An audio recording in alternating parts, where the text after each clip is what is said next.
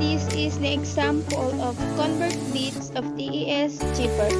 So you can see the plain text input, the K input, and the ciphertext output. So the plain text, this is the 64 bits of DES chipper. So this is the 64 bits, as you can see, 64 bits. And the convert bits of the 64 bits is this one, the convert bits. So the convert of 1 is 0, and the 2 is 0, 3 is 0, 4 is 1, 5 is 0, 6 is 0, 7 is 0, 8 is 1, and 9 is 0, and so on. Converting between bits and bytes. So the first thing you need to do is draw two letters. So we need to draw two letters. So we need to draw converting between bits and bytes. So this is the bit, a small letter B, and this is bytes, a big letter B.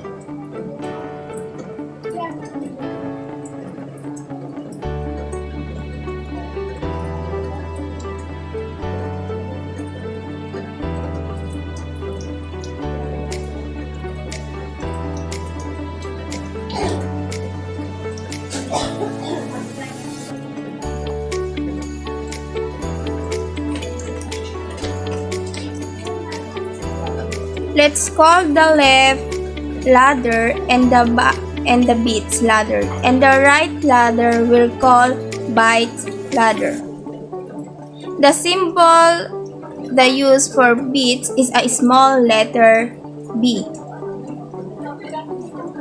and symbol that we use for a byte is a big letter B. So as we climb up the ladder, the level increases. So let's look at the first byte ladder.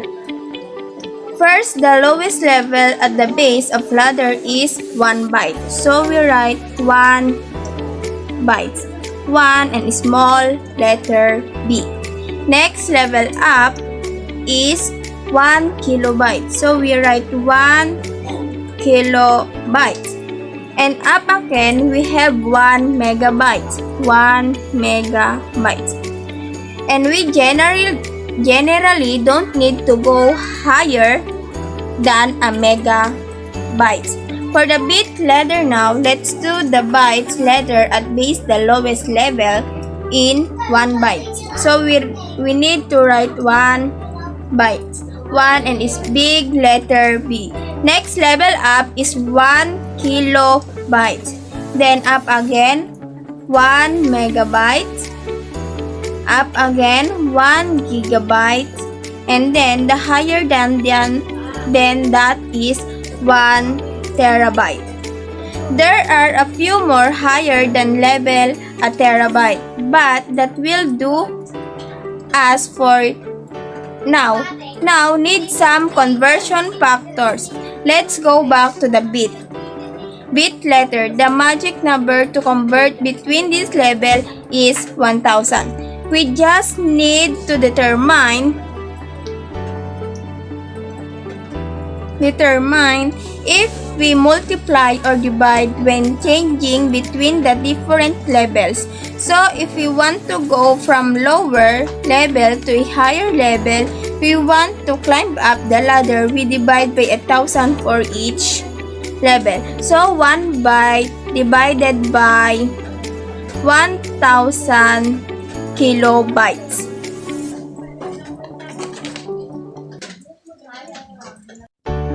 Initial permutation. The initial permutation happens only once, and it happens before the first round. It suggests how the transposition in initial permutation should proceed. So, for example, we need to draw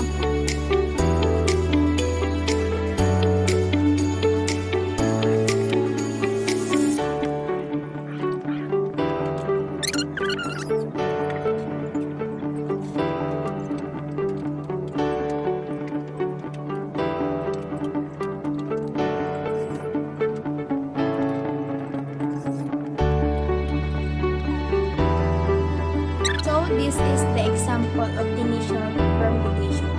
For example, it says the initial permutation replaces the first bit. So this is a first bit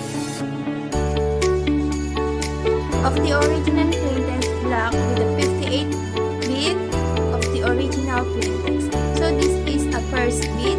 The second bit with the 50 bit of the original plaintext block, and so on. There is nothing but jugglery of bit position of the original plaintext block. The same applies to all other bit positions in the figure. As we have noted, after initial permutation is done, the resulting of 64-bit permutated box is divided into two half blocks. Each half block consists of 32 bits. And each of the 16 rounds in turn consists of the broad level step outlined in the figure. So this is the half blocks. It contains of 32 bits. And this is a 16 rounds.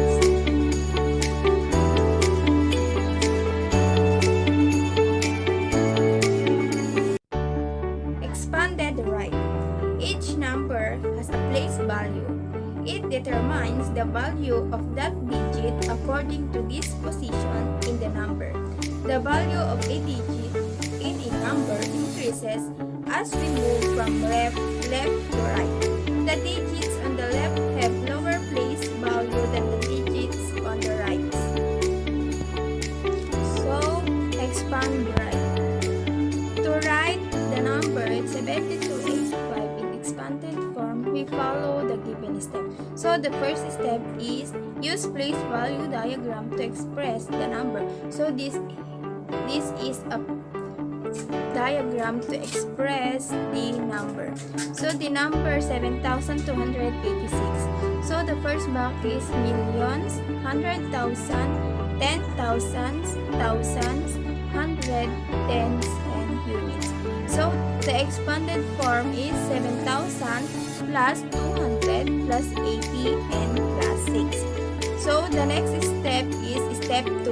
Write the number in expanded form. So 7,286 is equals to 7,000 plus 200 plus 80 plus 6.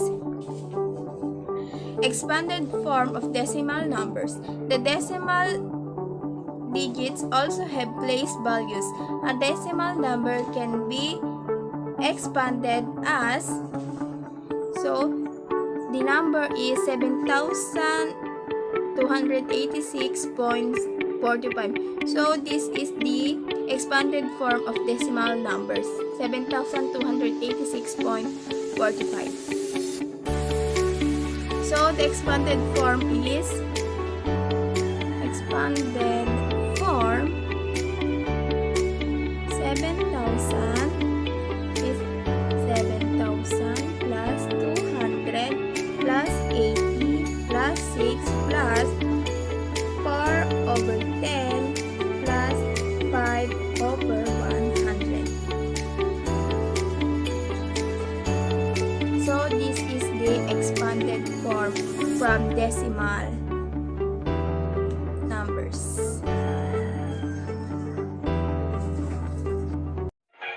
XOR subkey. A Boolean logic operations that is widely used in cryptography as well as in generate parity bits for error checking and fault tolerance. XOR compares two input bits and generates one output bit. The logic is simple. If the bits are the same, the result is 0. Substitute. The substitution are performed by 8 substitution boxes or S boxes. Each S box has a 6-bit input and a 4-bit output. And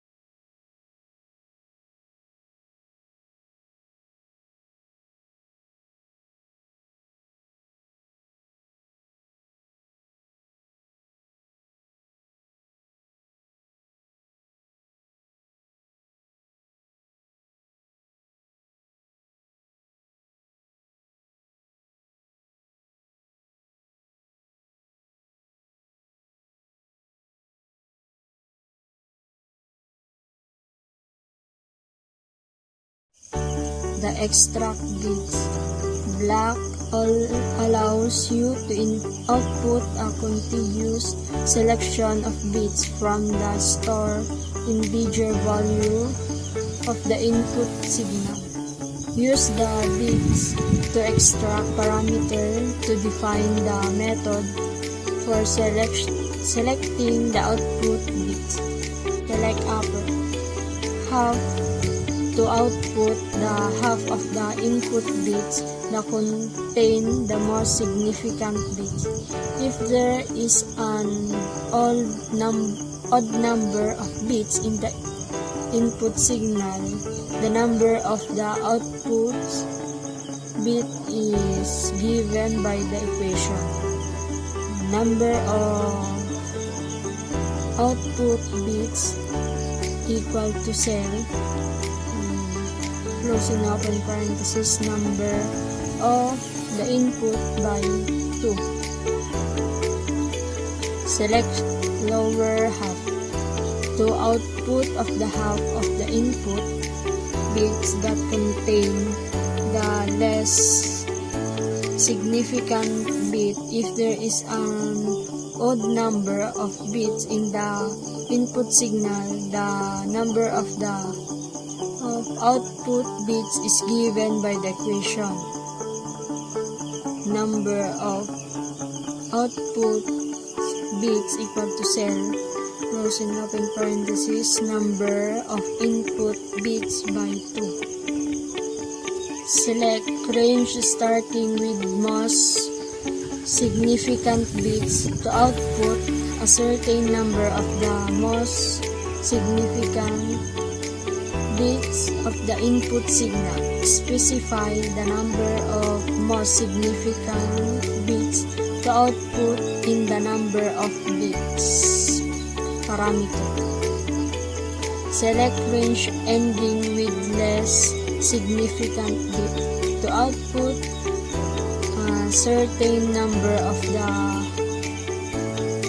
less significant bits of the input signal. Specify the number of least significant bit to output in the number of bits parameter. Select range of bits to indicate series of contiguous bits of the input to output in the bit this parameter. You indicate the range in start and format and the indices of the input bits are the labeled contiguously starting at 0 for the less significant bit. Good morning, sir. I'm Shisa Aguilera from VSIT 3ATB. SOR left.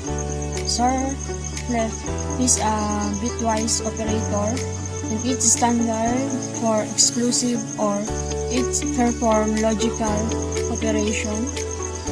If input bits are the same, then the output will be false, 0, and else for example is we have a table, the table A and B. A XOR B. In table A we have 0, and then in table B we have 0, and to apply the XOR, the answer or the output will be 0, and if column A we have a 0 and column B we have a 1, then to apply the source, the output will be 1,